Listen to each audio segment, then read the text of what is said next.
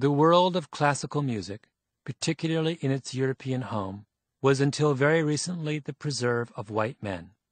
Women, it was believed, simply could not play like men. They didn't have the strength, the attitude, or the resilience for certain kinds of pieces.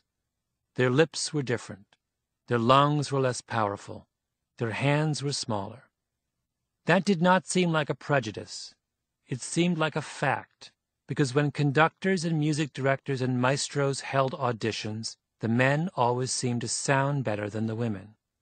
No one paid much attention to how auditions were held, because it was an article of faith that one of the things that made a music expert was that he could listen to music played under any circumstances and gauge instantly and objectively the quality of the performance.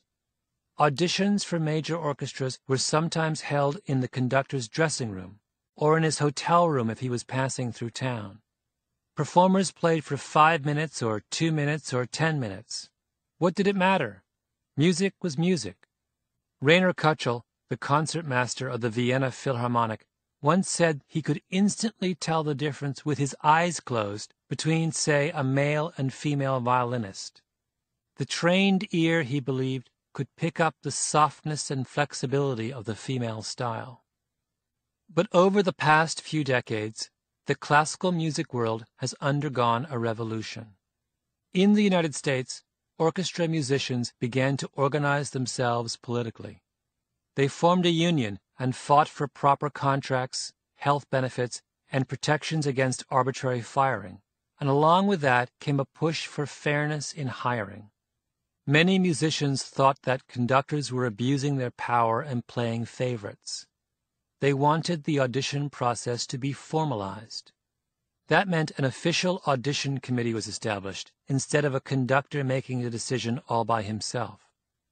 In some places, rules were put in place forbidding the judges from speaking among themselves during auditions, so that one person's opinion would not cloud the view of another. Musicians were identified not by name, but by number. Screens were erected between the committee and the auditioner, and if the person auditioning cleared his or her throat or made any kind of identifiable sound, if they were wearing heels, for example, and stepped on a part of the floor that wasn't carpeted, they were ushered out and given a new number. And as these new rules were put in place around the country, an extraordinary thing happened. Orchestras began to hire women. In the past 30 years, since screens became commonplace, the number of women in the top U.S. orchestras has increased 5-fold.